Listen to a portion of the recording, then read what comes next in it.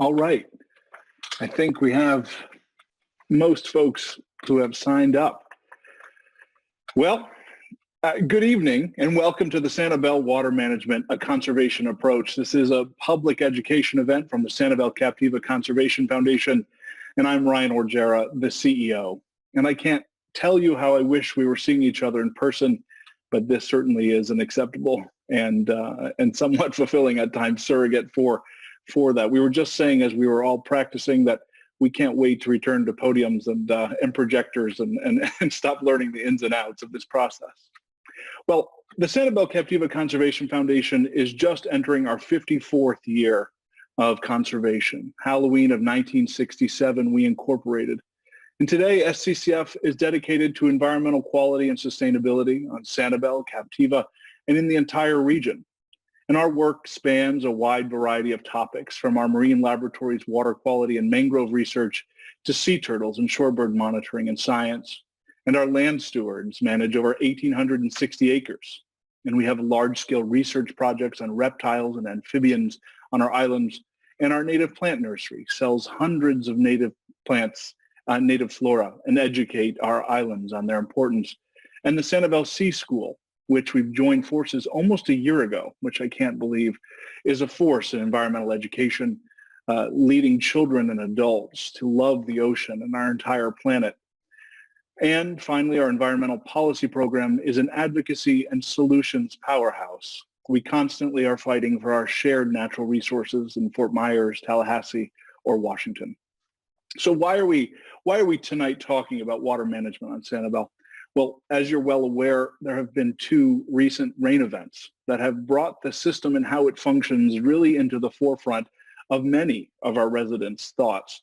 One incredibly recent, in fact, yesterday. So I think it's really important because I have received many emails and phone calls about the Weir system, and I'm sure this pales in comparison to our city employee, our municipal city staff. And I think it's really important that this is such an important topic that we all have a similar level of understanding of how it works. And that really is SCCF's job, is to educate the public, to educate our residents on how these systems work. Well, I think there's a couple of important pieces to this to remember. You hear a lot about a 100-year flood, right? Or a 50-year flood or a 500-year flood. I think what is best to hold on to is that doesn't mean that this is a flood that occurs once every 100 years. It is simply a statistical designation of an unlikely event. But that means, however, a 100-year flood event is about a 63% chance of occurring in any 100-year period.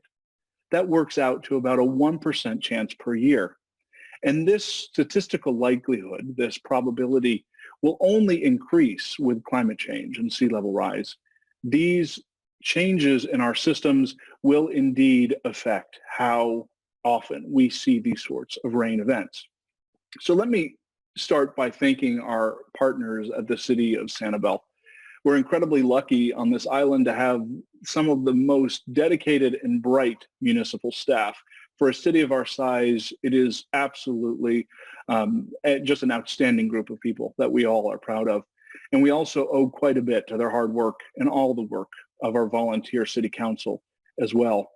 So let me introduce our panelists today that we'll be hearing from, who know infinitely more about the Weir system than I do. Keith Williams is our city's community services director and our city engineer. And as the Community Services Director, Keith oversees Public Works and Utility Department, the Planning Department, the Building Department, and Code Enforcement Operations. He is a civil engineer. Holly Milbrandt has recently been named the Director of Natural Resources for the City of Sanibel. And I and all of us at SCCF congratulate her and the city on their choice. Holly oversees all environmental activities pertaining to the Sanibel Plan. James Evans is SCCF's new Environmental Policy Director, and he too, until recently, worked at the city of Sanibel for 20 years. These three panelists have worked collectively for decades on water management on Sanibel. There really are not three people who know more about these systems and our waters. We're lucky to have them here tonight. So let me just do a few housekeeping notes before we start. One, this presentation is being recorded. Any questions that you ask, and I'll explain how to ask those in a moment, will also be part of that record, just so you're aware. We will be taking questions at the end of our presentation, but we encourage you to ask them throughout the presentation, as at the end I will be selecting and then assigning to our panelists. In order to ask questions, you will see on your Zoom interface a button that says Q&A, which of course means question and answer, as you could imagine. If you are to click on that, you will be able to ask a question in that interface. If you can't find that, you can use the chat function, but Q&A is our preference. And if you're really in a pinch and can't figure it out, and you happen to have my phone number or email address, please text or email questions that we can get to our panelists. And finally, I just want to thank you very much for your attendance and for your generosity and support to SCCF. It's really a shame to not see you in person, but I'm so glad that we're able to connect to you, at least in this way. And I hope you all are staying safe and well. So let's go on to James Evans with our first presentation.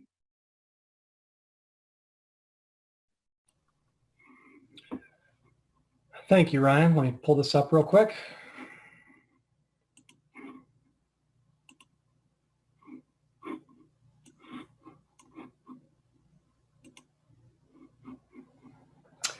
Okay, good evening. As Ryan mentioned, I'm James Evans. I'm the Environmental Policy Director for the Sanibel Captiva Conservation Foundation.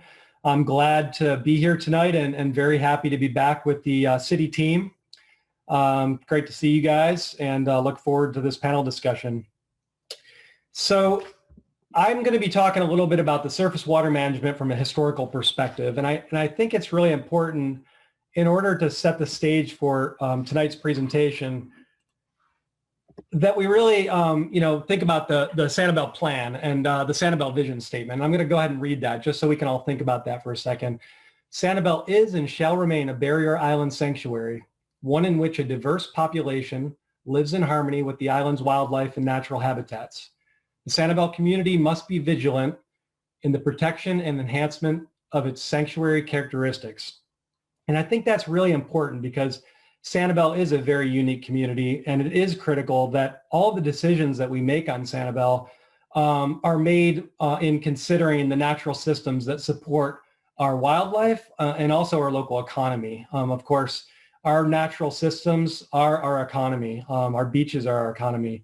And it's critical that we protect those natural resources.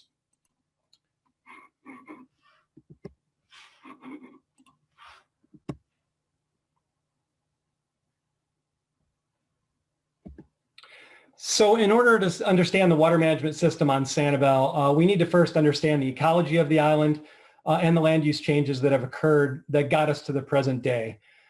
And of course, going back to the 1880s when the pioneers first started, or in the 1880s when the pioneers were homesteading the island, the predominant, way of life on Sanibel and the economy was really driven by agriculture.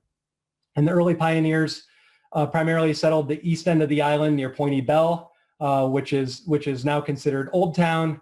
And the area near Lighthouse was really the center of island activity at the time.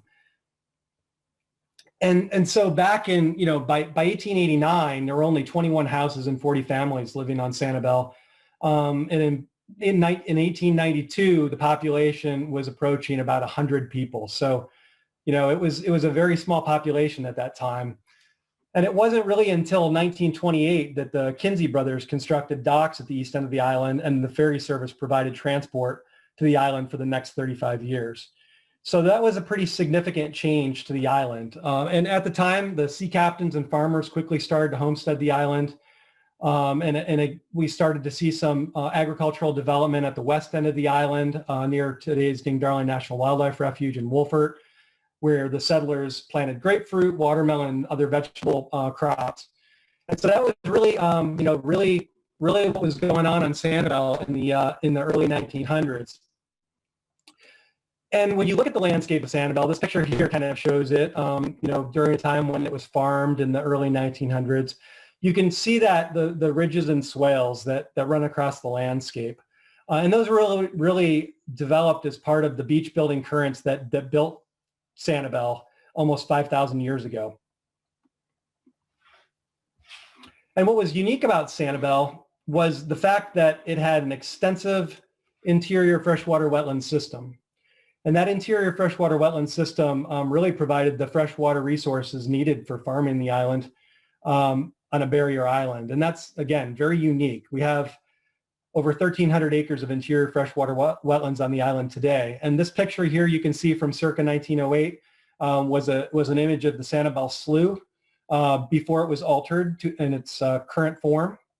And this photo was taken near Saarbel Resort. Here's another photo of the Sanibel Slough. And here is the early farming activity that occurred throughout the island up until the 1920s. Agriculture really took a hard hit with the hurricanes of 1921 and 1926. The first hurricane in 1921 was said to split the island in two, and then a later hurricane put a storm surge of about 14 feet on the island, completely covering the low-lying areas of Sanibel. With Sanibel averaging an elevation of about 4 to 4.5 feet, it doesn't take a lot of storm surge to inundate the island. But of course, that was really the end of agriculture as we knew it back in the 1900s. But that really gave way to a new source of revenue, and that was hospitality. So we started to see some development occurring in the 1950s.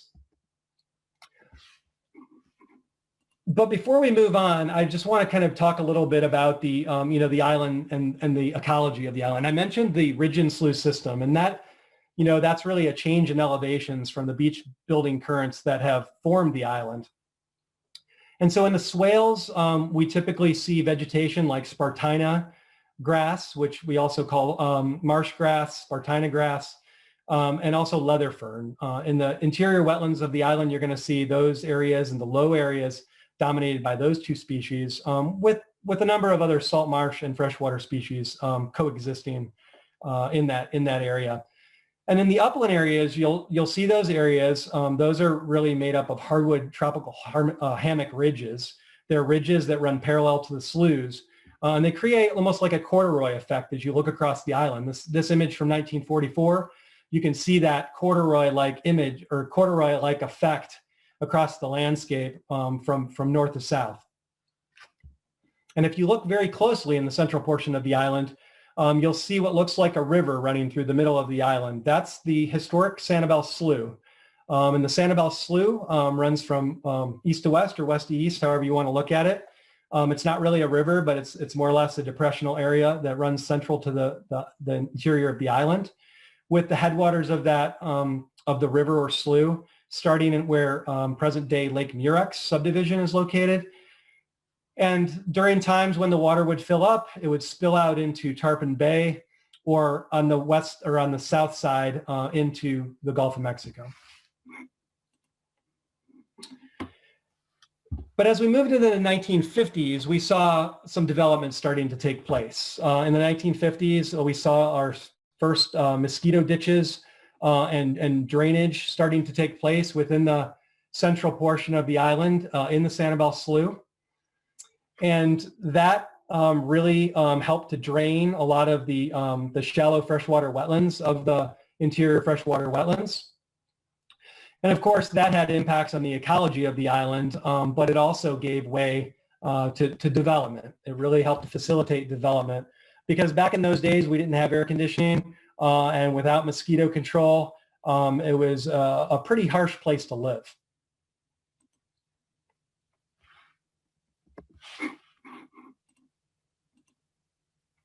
So you can see this image from 1958. You can see the mosquito ditches starting to be put in, some of the subdivisions on the east end of the island near Pointy Bell starting to be constructed.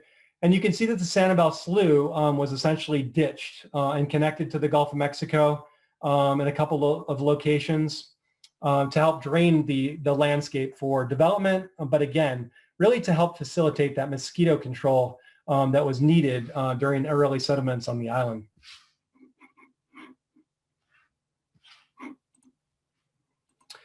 So pre-1970s, the slough, really is about 1,000 to 1,500 years old, based on historical records. Again, it's part of that ridge and slough system, and it's the central drainage point for the entire island. The alterations that occurred in the 1950s for mosquito control and drainage of the shallow wetlands really started the changes rolling along that we see today in the water management system, and the need for managing the system the way we do in present day. From 1950 to 1960, as you can see in those images, the Sanibel Slough is dredged. In 1960, the original weir structures were installed. That's the Tarpon Bay Weir structure, which I know Keith Williams is going to talk a little bit more about, and the Beach Road Weir located at the east end of the island that discharges water at the east end. In 1960, the original weir structures were installed, and then by 1961, the Tarpon Bay Road Control Structure, which is another water control structure that helps connect the eastern basin to the western basin so that water can be moved between the west to the east and back and forth and managed as necessary.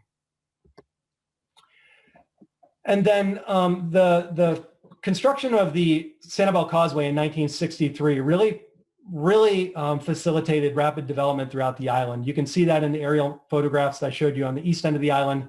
Once the causeway was constructed, we started to see rapid development, and there was a significant push from Lee County for development.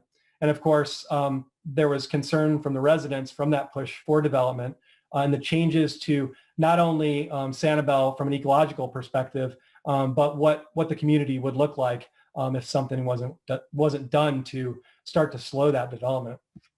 And by the 1970s, the habitat diversity in the Sanibel Slough was severely impacted, and the water quality in the Sanibel Slough was a major concern. And that was highlighted in the Sanibel report in a number of studies that were done since then. And I know Holly Milbrandt is going to talk a lot more about water quality, so I won't really talk about water quality during my presentation. This image really shows the rapid development that occurred post-1963 when the Sanibel Causeway was constructed. You can see Pointy Bell, and you can see the developments, the dredging, the ditching and draining that occurred to essentially convert wetlands and some upland areas to developable areas. And I want to talk a little bit about some of our early conservation efforts because it's important to know the history of how the island was developed, but it's also important to understand why Sanibel looks the way it does today. And that's because of the people that really cared about Sanibel stepping up in a big way to protect the island essentially in perpetuity. In the early 1960s, the Sanibel Captiva Zoning and Planning Board was formed.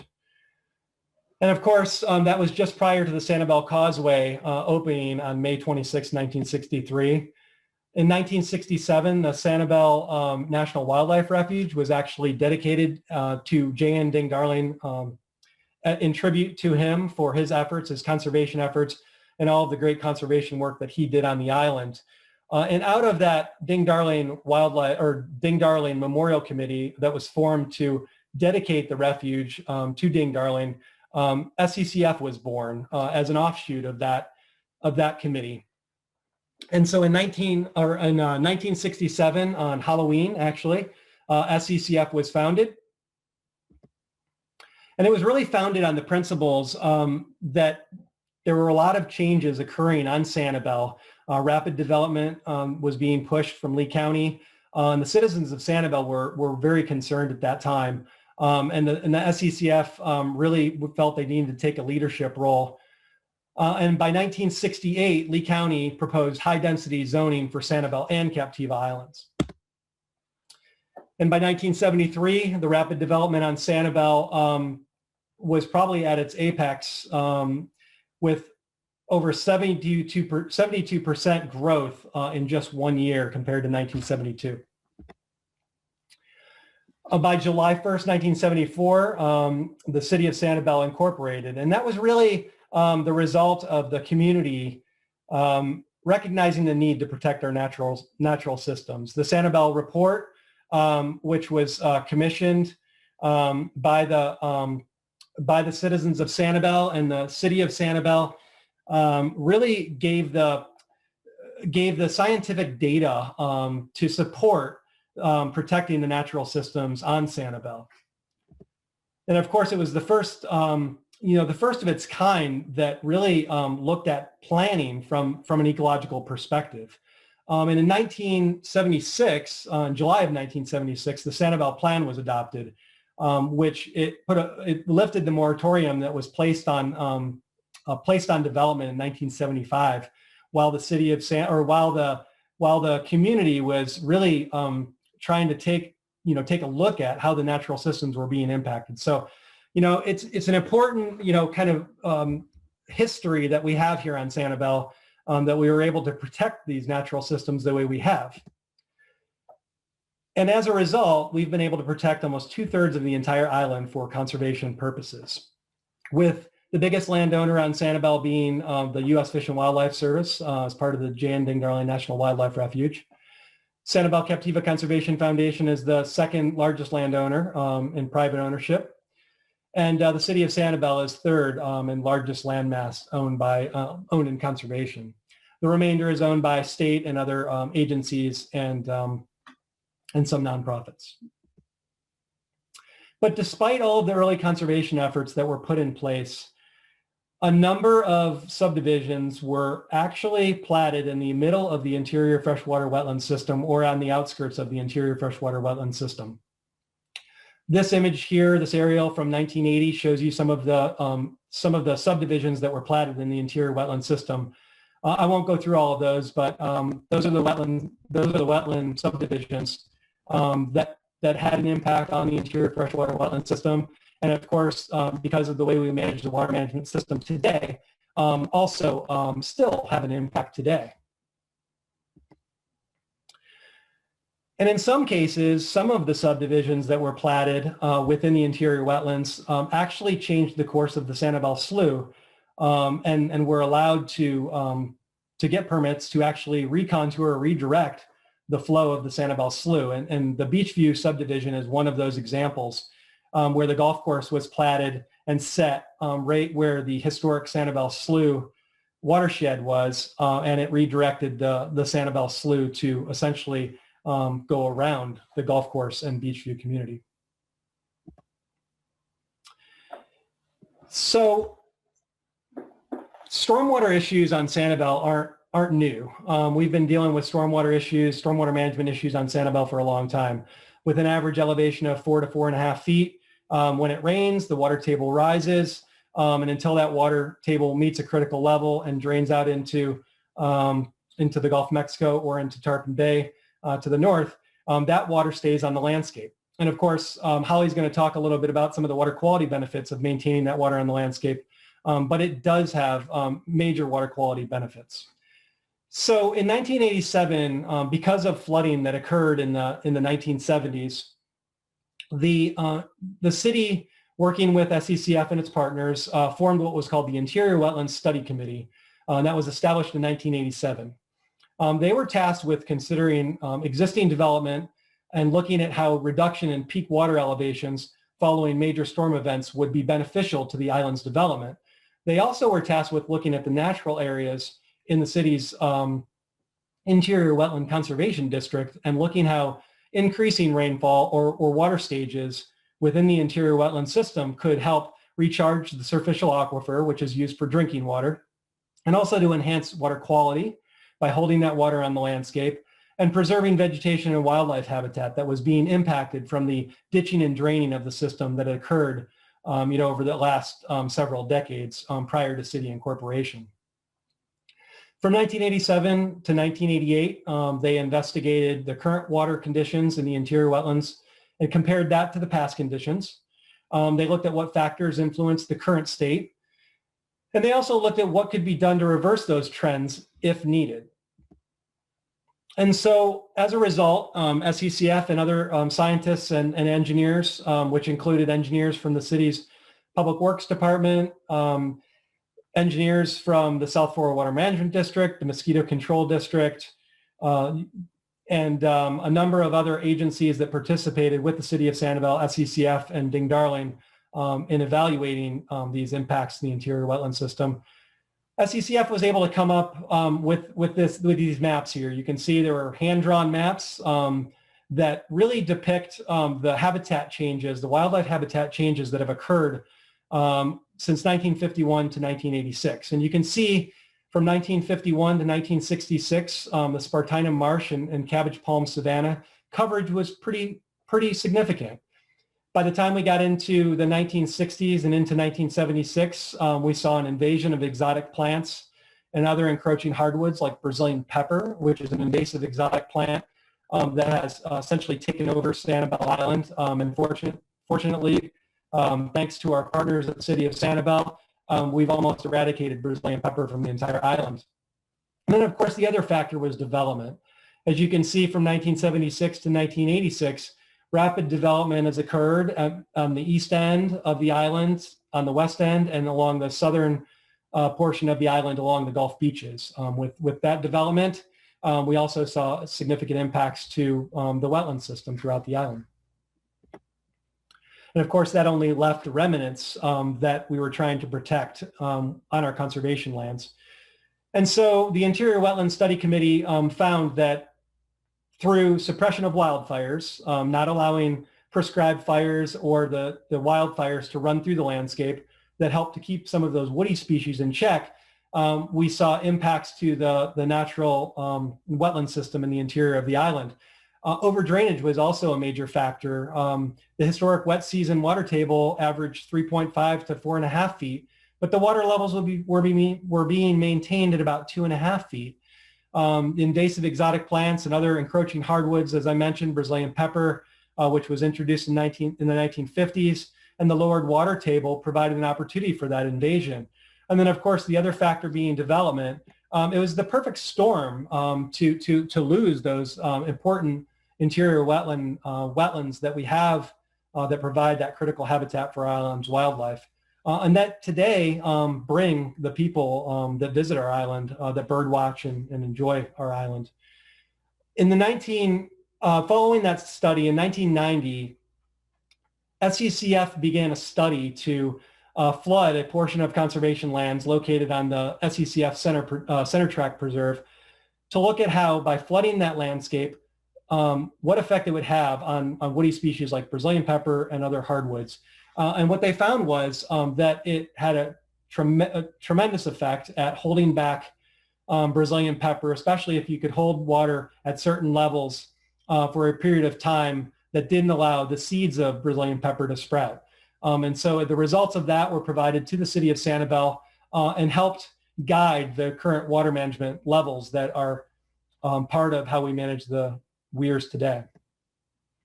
And so the old Tarpon Bay Weir, this is an image taken prior to the new weir being constructed in 1994. You can see here, this is the old weir, and the only thing that held the water back from the interior wetland system along this canal here was a series of boards that were placed along the weir. And when the Public Works Department needed to get water out of the system, they would go out there and they'd remove the boards, or they would wait for that water to crest over those boards at an elevation of approximately 2.5 feet. But as part of the water management system and the evaluation that was done by the committee, they found that by holding water at an elevation of 3.2 feet would achieve all of the objectives that they were set out to work on, and would help to restore those interior wetland systems and actually help to facilitate drainage of the island when it was needed during storm events. You can see here today the Tarpon Bay Road Weir, and you can see this is an image looking from east to west. And you'll note that the elevation today is about 3.2 feet. That's the top of the weir. And of course, it has a number of gates that the Public Works can lift and allow that water to move out of the system before it meets that critical elevation. But the photos on the right, I think I just want to just give you one final thing to think about. From 1987 to 1996, we saw a pretty significant change following the implementation of the new water management policy. By holding the water level higher and starting to knock back the Brazilian pepper through flooding, in implementation of fire through prescribed fire, we were able to start to knock back the woody species and restore a good portion of our interior wetland system. The image on your right is the same image taken from 1987 to 1996 during the dry season and then into the wet season of 1996. And you can see all of the wading birds in the interior wetland system enjoying the changes that occurred. But of course, it's a balancing act. And it's not just, about the wildlife, it's also balancing the needs of the people that live on Sanibel. But the water management system that we have today operates very well, and it gets the water off the landscape very quickly. But of course, as Ryan mentioned at the beginning of the presentation, there are going to be new challenges. And one of the biggest challenges that we'll probably have to face in our lifetimes will be the impact of sea level rise and how that might affect how we manage stormwater on Sanibel. So Keith, with that, I'm going to go ahead and pass it over to you. Great. Thank you, James. I appreciate that. And good evening, everyone. As Ryan pointed out, I'm Keith Williams. I'm the Director of Community Services and the City Engineer for the City of Sanibel. And I want to take a brief opportunity to thank Ryan and the rest of the SCCF for hosting this. I hope that it's a beneficial experience for all those that are viewing at home, as this is often a topic that's discussed but rarely educated about. So as Ryan mentioned in his introduction, it's my department's role to do the maintenance and the operations of the Weir system that James was speaking about around the city and throughout our interior wetlands watersheds. So we get the opportunity to implement the Weir policy and as well as maintain and take care of the structures. And I think it's worth noting that when we start to talk about the Weir policy that is in place, we need to be reminded what James mentioned, which was that the impact of man cannot be undone necessarily in the way that the island has been developed. So the policy is in place to do the best we can to mimic that freshwater wetland and the reservation of that freshwater supply throughout the year that occurred prior to those changes that came with the development of the island. So in order to discuss that, get a little bit of history associated with the existing weir control policy for the city of Sanibel. This policy was developed in 1994, and it followed the adoption of the 1992 update to the Surface Water Management Plan for the city. The policy itself, however, was placed into action in 1997. And the reason for that delay between the two was that there were certain projects the city had to complete in order to be prepared to implement that. That included some changes and upgrades to the weirs, much like James referenced. And it's important to point out the objective listed in the weir control policy is that it's to maintain as much fresh water on the island as possible to benefit the island's interior wetland system, so as long as developed areas are not adversely impacted. It's also worth noting that this is a policy that was adopted by Sanibel City Council as well as approved by the Florida DEP. A couple of the key elements related to this weir policy. The weirs are opened if basically there are signs of what is considered interior flooding conditions. And there's a couple of criteria for that. One being if public or private streets are completely impassable due to flooding, or also more commonly the reasons we open the weirs is if certain gauge elements are reached, being 3.3 feet for the western pool area that discharges into Tarpon Bay, or 2.8 feet above sea level for the east basin that discharges into Beach Road. There's also some other contingencies. For example, if there are pre-storm conditions, when there is a specific forecast for excessive rain, the city has the opportunity to open the weirs in advance and prepare those, as well as potentially the idea of having a certain pool elevation for 90 consecutive days, which is highly unlikely in this case for us to have to open it. It usually would end up higher. We'd open it anyway. But those, again, are the key criteria. And there's reasoning behind that, as James discussed about preserving the interior wetlands. And as a result, we don't haphazardly operate or open the weirs without particular reason associated with the policy. So here's a map of the city weir basins, as you can see. So the blue basin is the Tarpon Bay Weir basin. So everything basically west of Tarpon Bay Road stretching out to about the Tradewind subdivision off of Sandcap Road all flows into the Sanibel Slough where it's discharged, where the blue dot or the blue square is. Conversely, east of Tarpon Bay Road, leading over to the Beach Road Canal, is the eastern basin. And as I mentioned before, the policy has two separate pool elevations for those based on when they're released. And those are based on, the pool elevations are based on the fine line we try to draw between preserving private property and the inhabitants, but still also preserving the pool elevation through the drier season. So you can see here, this is a photograph of the newer Tarpon Bay Weir that James was speaking about and when it was upgraded, and also a photo of the Beach Road Weir, which lies immediately adjacent to Beach Road for the releases. The Beach Road Weir for the East Basin has 2 mechanically operated bottom release flow gates. The top of the weir is at an elevation of 2.7 feet, but it is outfitted with reverse flow salinity gates that reach an elevation of 3.8 feet to help prevent during higher tide cycles saltwater inflow back into the slough basin. The Tarpon Bay Weir for the West Basin has 4 mechanically operated bottom release flow gates and a top of weir at 3.2 feet.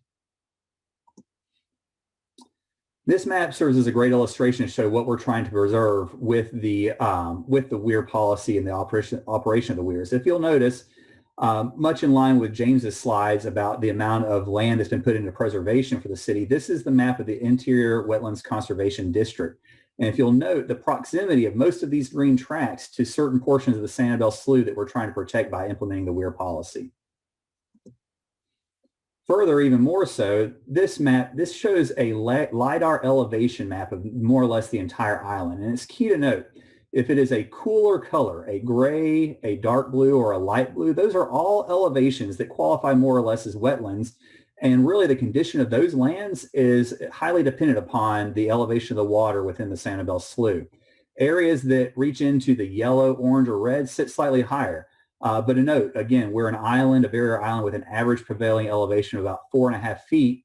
So even the high spots there are only 8 feet above sea level with that. But it's important to note, as you can see, even James mentioned a couple of those neighborhoods that have been developed in the wetlands. You can see some of the higher elevations that have thrust into the areas of the cooler ones. But some of the later subdivisions that were done with wetlands preservation on mind still, for example, sea oats, show lower elevations because those were built with the idea of preserving the wetlands on the lots in place.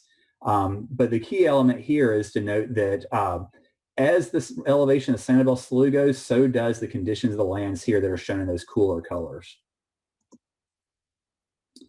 Now, operating the weirs themselves is not the only thing that preserves these drainage basins. In cooperation or a cooperative effort between Sanibel Public Works and Sanibel Natural Resources, every single year, an annual river trimming project is conducted by the city. It alternates, as you can see in the 2 illustrations. One year it'll be the West Basin, the following year it'll be the East Basin. But the key element there is that means every other year each side is addressed, is that we actually have a contractor go through and clear out potential blockages in the river, because again, the opportunity to not only preserve the water elevations but also move it out when it needs to be moved is contingent upon avoiding any blockages. So you can see we have an expansive area in which those projects are conducted again every year, every other year for each basin. This situation in managing the weirs is not without operational challenges. As I mentioned, that the peak elevation of the 2 weir structures were 2.7 for the Beach Road Weir, even though it does have salinity gates, and 3.2 for the Tarpon. So what you see on the left, the tide data, that is actually the tide chart that was taken right when Tropical Storm Sally was passing through. One of the storms that Ryan mentioned briefly at his introduction. Tropical Storm Sally was a significant challenge to us all, but you can see it had some of the highest tide cycles that we see throughout the calendar year, with a high tide of almost 3.5 there on the right-hand side. Further, it's not just the standard tide cycles. Quick video here. This actually is fresh off the presses, less than 24 hours old. That was the Beach Road Weir yesterday as Tropical Storm Ada passed by and created a storm surge of at least 18 to 24 inches over the regular high tide. So that salinity gate at Beach Road that reaches an elevation of 3.8 feet was actually overtopped by the high tide, which means luckily we only got about 2.5 inches of rain in the storm yesterday. But had we gotten higher rainfall amounts, we still would not have been able to operate the weirs until that storm surge subsided. So speaking of Tropical Storm Sally, the Sally actually was a great illustration of the weir operation in action. So to give a brief overview of what we experienced with Tropical Storm Sally, again, this is just about 2 months ago. From September 1st through the 12th, Sanibel received a cumulative rainfall amount of 8.36 inches, which is a pretty significant amount in and of itself, and left most of our river basins relatively full. But on September 13th, we knew that Tropical Storm Sally was going to pass by, but the professional meteorological forecast only called for 1 to 3 inches of rain. You'll see our Weir action in a later slide, but we were prepared for the 1 to 3 inches with no problem at all. But ultimately, we received over 12 inches of rain in less than 24 hours, which qualifies as an unofficial 100-year rain event. Anything over about 11 inches for Sanibel Island would be considered a 100-year, 24-hour storm duration. Here you see the radar when they announced the flood risks for us, and the red arrow right there amidst all the thunderstorms points right at Sanibel Island. And we basically set within those rotating bands for at least 24 hours straight, receiving intense rainfall continuously over those periods. And the resulting activity, this is a matrix that shows actually what we had been doing and the challenges we had of operating the weirs during that period. So this goes all the way back to Saturday, September 5th, when we started receiving the first amounts of rain earlier on in September. And as you can see, leading up to the 12th, we had that 8.36 inches of cumulative rain, and we were already operating the weirs in accordance with the policy. We had opened both the east and the west weirs, as you can see, to start draining that river pool elevation because we had reached those criteria associated with the weir policy. Now, when the 12 inches arrived on Sunday, September 13th, obviously we had to keep the weirs open. But again, if you'll remember, I showed you that tide chart, and the tides are actually still so high from those high tides, we had to intermittently close the weirs to keep the salt water from going back in and raising back the river level. So you see, we had periods where we'd open the weirs immediately, close them back for a few hours, reopen them. And finally, as the tide cycle subsided to something a little bit more normal, we were able to actually leave the weirs open overnight. But as you can see, we more or less had the weirs open as much as we possibly could for at least a week after the storm in order to help drain that intense rainfall we got in just the 24 hours from Tropical Storm Sally. And then finally, in closing, I do want to note that that Operation the Weir policy is a year-round event. But what we're fortunate here in Sanibel is that we have fairly reliable rainfall amounts. If you look at this chart, this is 2012 through 2020 monthly rainfall amounts. And if you work your way through the year, you can see really if we come out of rainy season, October, November, December, January, short of one outlier, February, March, April, and even May are very reliable when it comes to rainfall amounts, but they're all relatively low. That gets back to the entire intent of the Weir policy, which is when we come out of rainy season, those interior freshwater wetlands need that water stored to exist and survive through those dry periods. And then obviously June, July, August, and September, there's the opportunity for greater rainfall. A lot of times by the time we go into the June and July rainy season, the river basins will be almost dried out from having set for 5 or 6 months with almost no rain. And then really what we've seen is historically the June and July rains don't do a whole lot in terms of making us operate the weirs. It's the August, September as we've rebuilt that pool back up. But again, our goal is to minimize impacts to our residents while still trying to preserve that total amount of storage necessary going back into the dry season, into the slough. So with that, that concludes my presentation, and I'll be happy to hand it over to Holly Milbrandt. So thank you very much.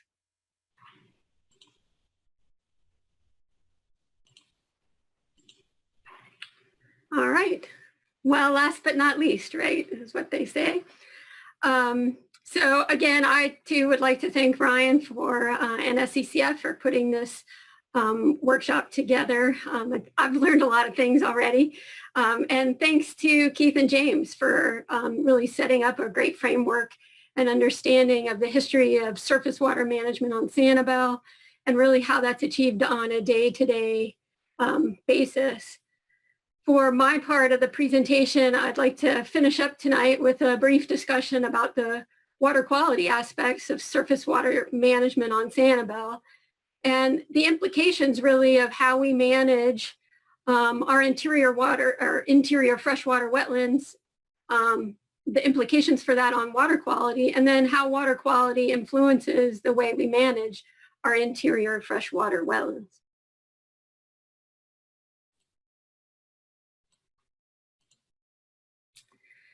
So we've heard a lot of good information already tonight, and I just want to emphasize a few things from the water quality perspective. But as Keith was talking about it, and James too, the current Weir policy really achieves two primary objectives from the water quality perspective. And first, it allows us to maintain over 1,600 acres of healthy functional wetlands and wetland habitat. And this is good not only for our wildlife, but As the primary stormwater collection point for the entire island, our interior wetlands help to filter and absorb nutrients like nitrogen and phosphorus from that stormwater. And the reality is that the longer water is in contact with wetland vegetation, the longer it remains on the landscape, the greater the opportunity for nutrient removal.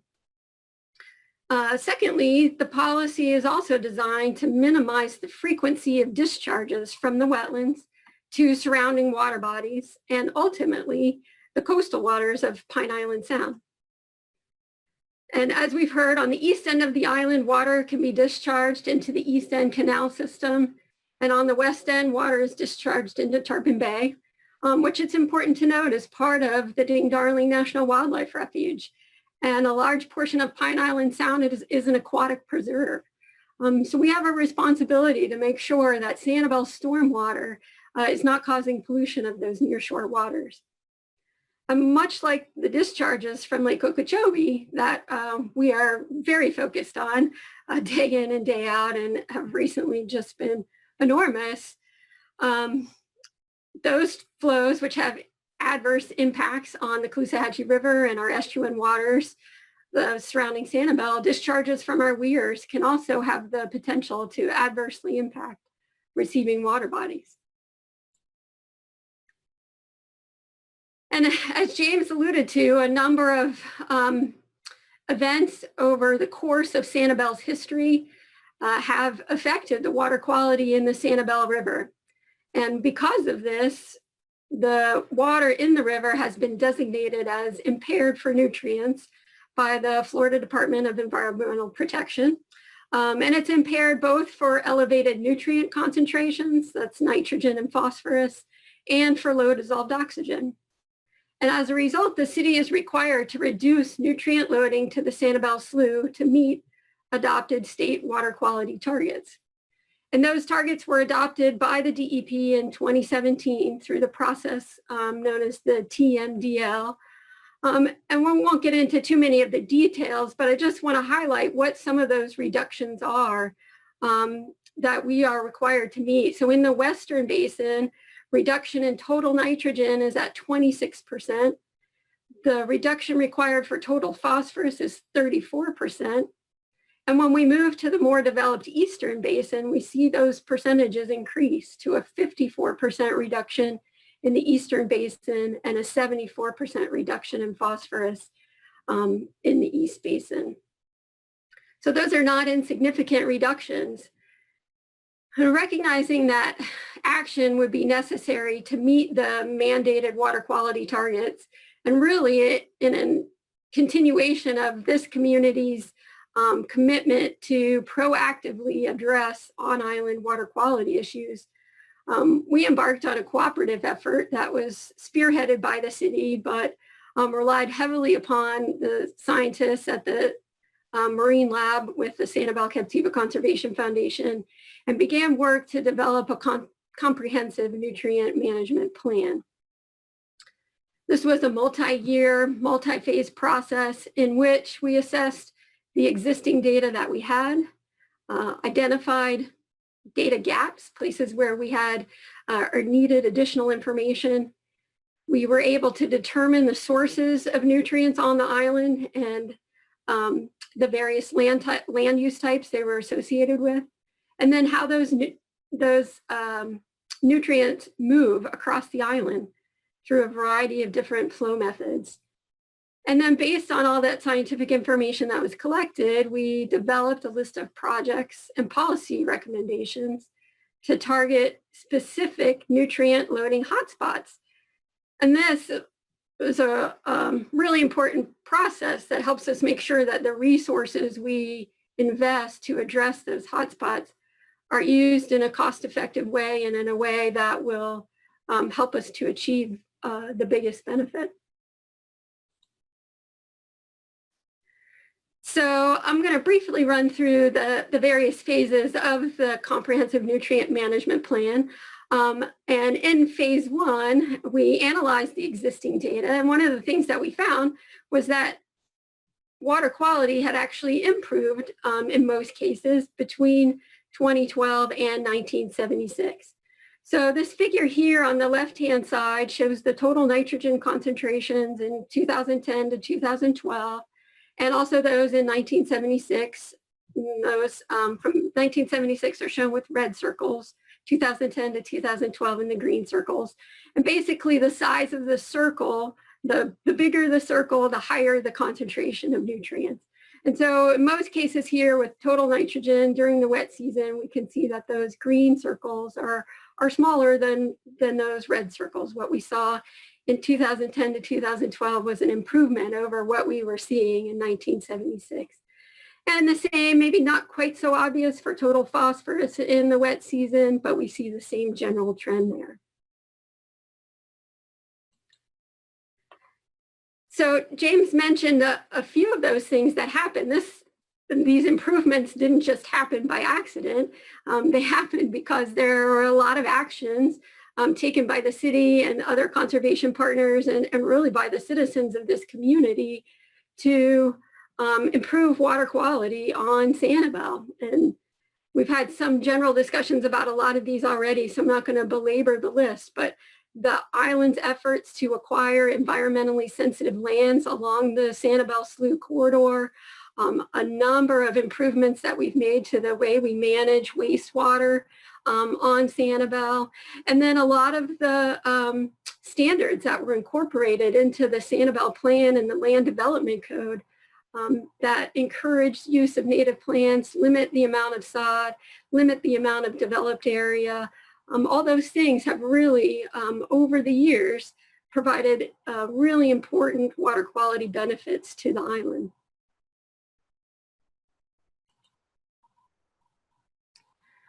But even with all of that, when you continue to analyze the existing data that we had, it revealed that Sanibel and Captiva do have measurable effects on estuarine water quality. This figure here shows inorganic nitrogen during the wet season and depicts concentrations of inorganic nitrogen in the water surrounding Sanibel. And these yellowish and orangish areas that are circled here in red are essentially plumes of nutrients that are emitted from Sanibel into Pine Island Sound.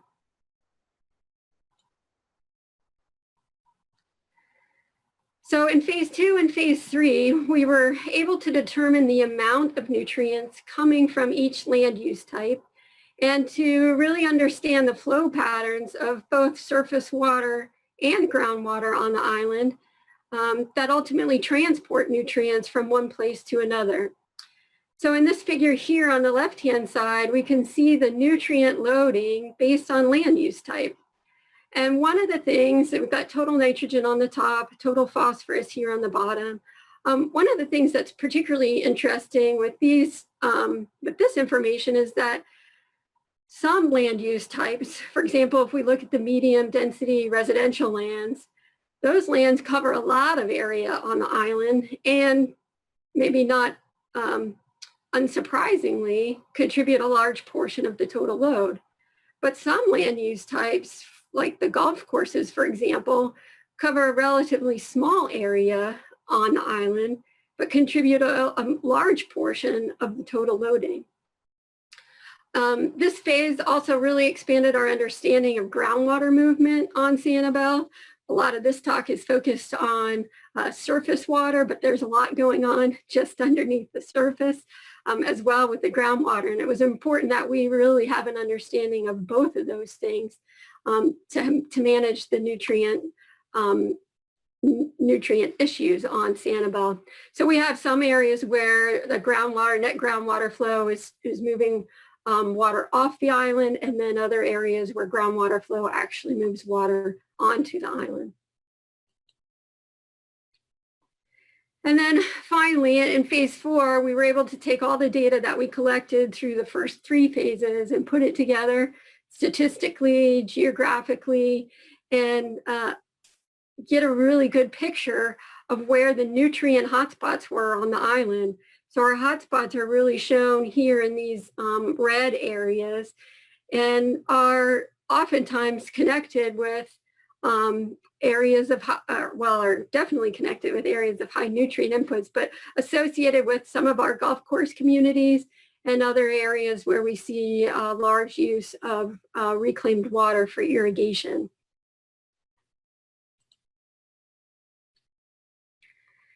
Also in the final phase, it allowed us to quantify the total amount of nutrients that were going into the Sanibel Slough from each different source.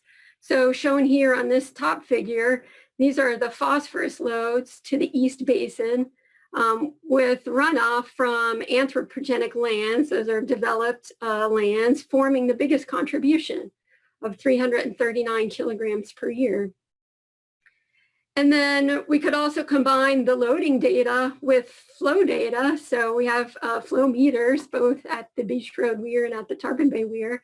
We can combine that data and then are able to quantify the total amount of nutrients that are discharged into our nearshore waters when those weirs are open. And this is a calculation of total nitrogen discharged from the island on an annual basis. And you can see the contributions from the West Basin and the East Basin of the Sanibel Slough there circled in red, with nearly 3,600 kilograms a year coming from the West Basin and nearly 4,500 kilograms per year from the East.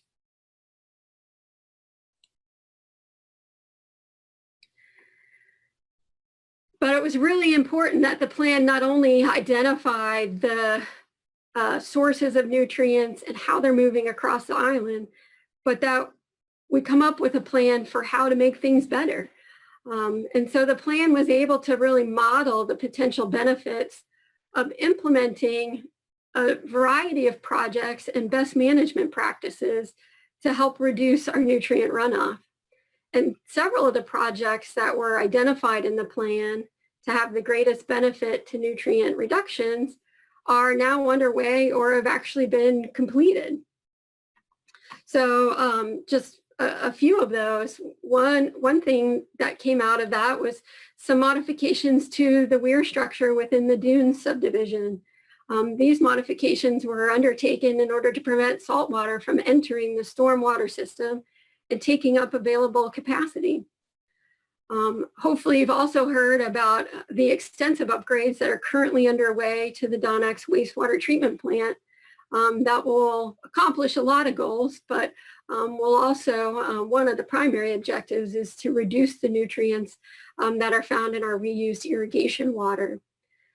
And then in March of 2019, we completed the construction of a filter marsh, the Jordan Marsh Water Quality Treatment Park, adjacent to the Sanibel Slough, which provides additional water treatment. Water from the slough is pumped into the marsh and again allowed to be in contact with wetland plants. And the longer we can allow that to happen, the more nutrient uptake that we have. Another key initiative was to empower Sanibel citizens to take personal responsibility for water quality in your own backyard. And this can be done fairly easily through the implementation of residential or even neighborhood scale best management practices. And to assist the citizens with this, we established the Sanibel Communities for Clean Water program and website, which allows property owners to view the water quality data from their neighborhood lake and how it ranks compared to other lakes on Sanibel and how it compares to state water quality standards. But perhaps most importantly, for each neighborhood lake, there is a list of recommended best management practices that are tailored to the specific needs of each lake that is sampled through the program. And I'm not going to spend a lot of time going through each one of these methods, but they do generally fall into two categories, which are the actions that you can take place to help prevent nutrients from entering a water body in the first place, and then actions you can take after the fact to help reduce nutrient concentrations and improve water quality.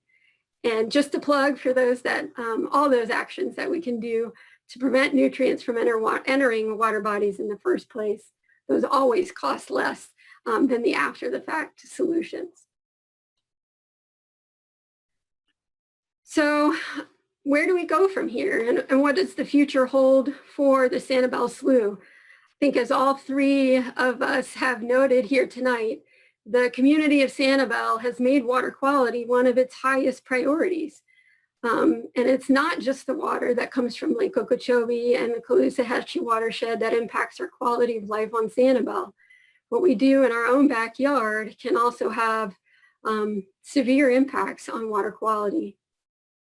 Our future progress to reduce nutrient loading to the Sanibel Slough and our coastal waters will really require that we continue to make behavioral changes in the way that we manage our lawn and landscapes.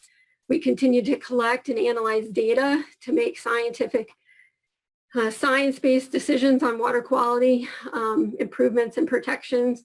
We'll have to continue to invest in capital projects to eliminate existing nutrient sources. And we really need to continue to manage the surface water in a manner that places a high value on the protection of the island's interior wetlands. That's really our first defense against nutrient pollution. And then, as James also noted, and Keith did as well, to recognize and plan for the impacts and challenges that will be associated with sea level rise and increased storminess and the potential for more extreme weather conditions on both rainy seasons and dry seasons. And with that, I think we'll likely open the floor for questions. Well, thanks, Holly. If you would stop sharing your screen, we can. Give me one moment. Yeah, thanks. Well, everybody, thank you. Thank you for those presentations. I honestly feel like I certainly have learned quite a bit about these systems and why they're in place. I do think, Holly, something that you said, particularly at the end, is important here, that sometimes we think about these systems really in a vacuum, but this really does mirror that of Lake Okeechobee, the Caloosahatchee, just on a smaller scale, that this really is about water quality. It's not simply about water for its own sake. This is really about larger systems and how they affect. And to that point, one of the things you talked about was phosphorus and nitrogen. And one of the questions I've gotten in a few ways is, what is the biggest issue on our islands contributing to that nutrient loading? What role do golf courses play was one specific question we got here. Are they doing enough, and is the city doing enough to ensure that those nutrients are not getting into our waterways? So why don't we, Holly, do you want to start with that maybe, just to explain more generally how they're getting into the water, the vehicles? Sure. There certainly are a variety of ways that nutrients can enter our waterways, but sort of the one I think that we can all relate to is what happens on our own landscape. So certainly fertilizer use is a significant contributor, and that's the case whether it's on a golf course or whether it's on a residential landscape.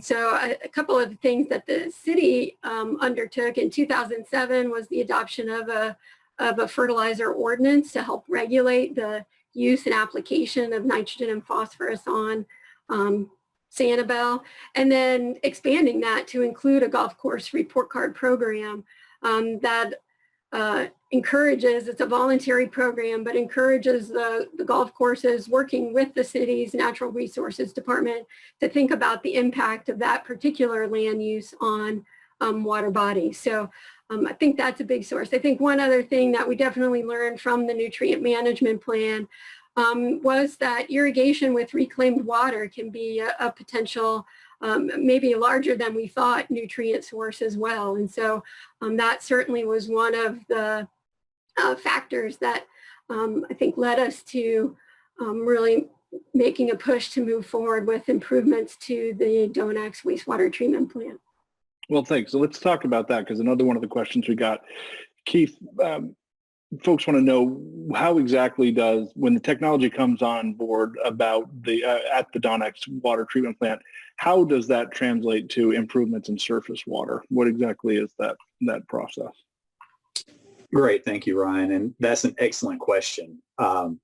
For those that aren't familiar, the Donax wastewater reclamation facility is the sole wastewater treatment facility on the island of Sanibel, and it treats all the sewer properties that are on the island. And that sounds normal, but it's significant considering that Not too many years ago, we still had a number of small private, what we call package plants, that were very poor operational wastewater treatment plants that would serve individual subdivisions. But thanks to the great effort by the city of Sanibel and its partners, all the package plants on the island have been eliminated, and now all sewer flow goes to Donix. So correct, we are in the midst, a little over 50% of the way through, a $20 million upgrade to the Donix plant that will significantly reduce the amount of nitrogen and phosphorus in the effluent. And then for those who aren't aware, when we're done treating the wastewater that does come into Donix, we still have to have a way to dispose of it, so to speak.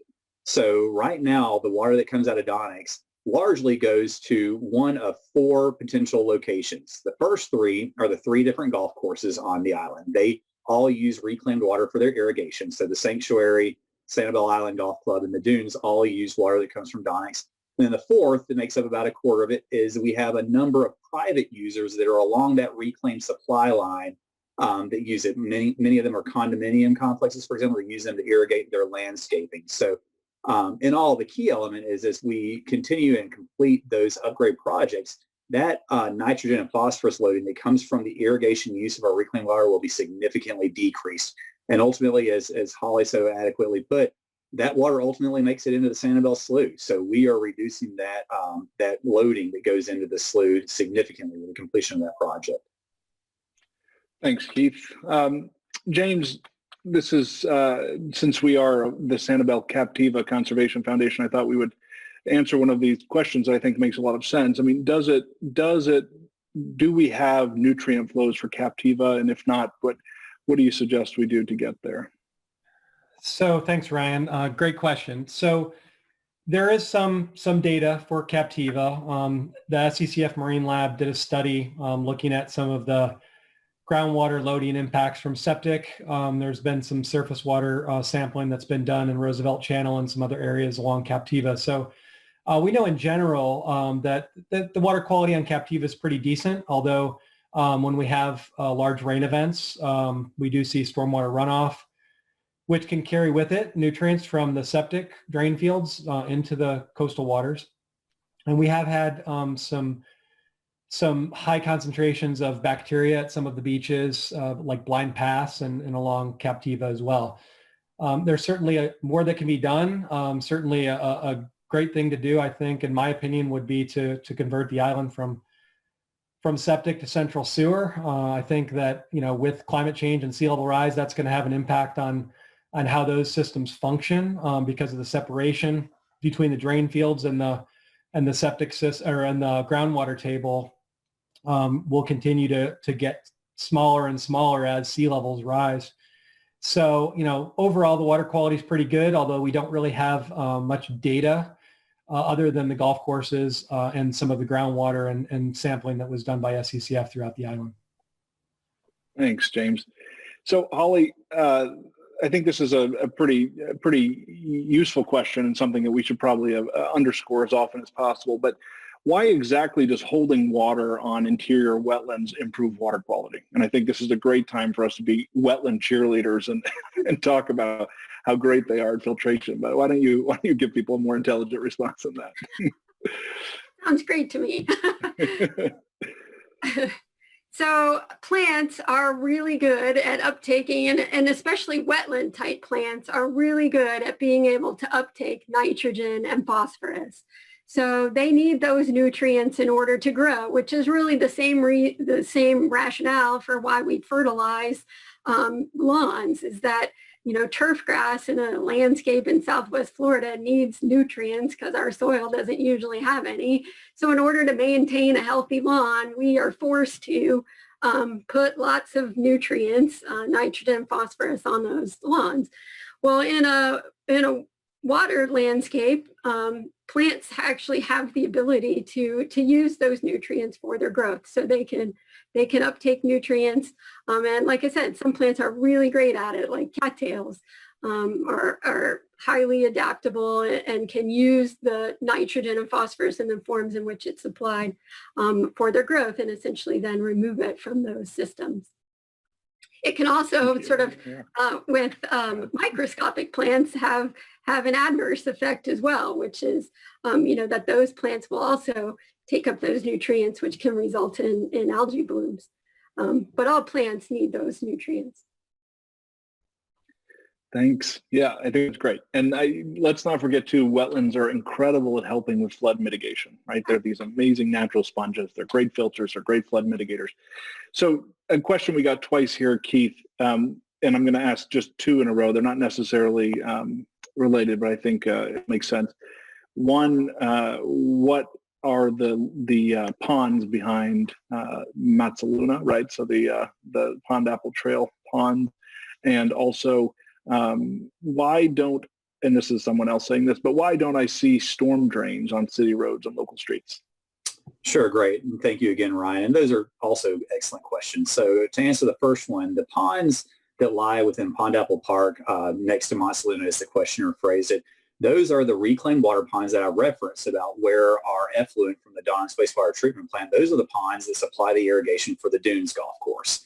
So when we are done treating the incoming sewage and treat it and turn it into treated effluent, we pump it to those ponds where it's then stored, and the Dunes pumps out of there to irrigate their golf course. So they provide us a buffer for storage, and they provide irrigation for the golf course.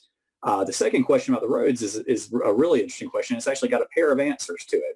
One, Sanibel, by definition, in the Sanibel plan, is to remain a rural community. So we don't have, unless it's absolutely necessary, a lot of curbed and guttered roads that you might find in a more urban environment.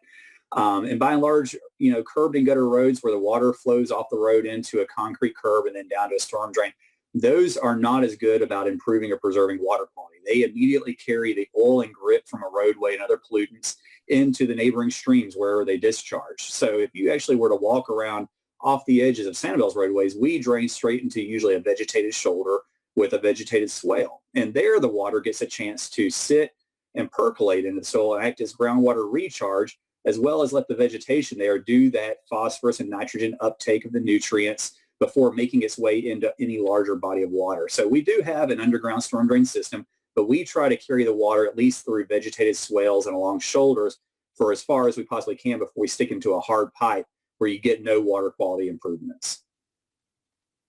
Thanks, Keith. One last question I think we have time for, and I think this is perfect because we're both representing the city and SCCF here. What do you see, James, and anyone who has a thought about a joint venture that SCCF and the city of Sanibel could do in the short and long term to help advance our water quality on our interior wetlands? Thanks, Ryan. That's a great question. So, of course, anything we can do to hold more water on the landscape, whether it's in the interior wetlands that we own in conservation lands. Of course, it doesn't have to be just a partnership between the city of Sanibel and SCCF. We could also include Ding Darling, who have also been great conservation partners.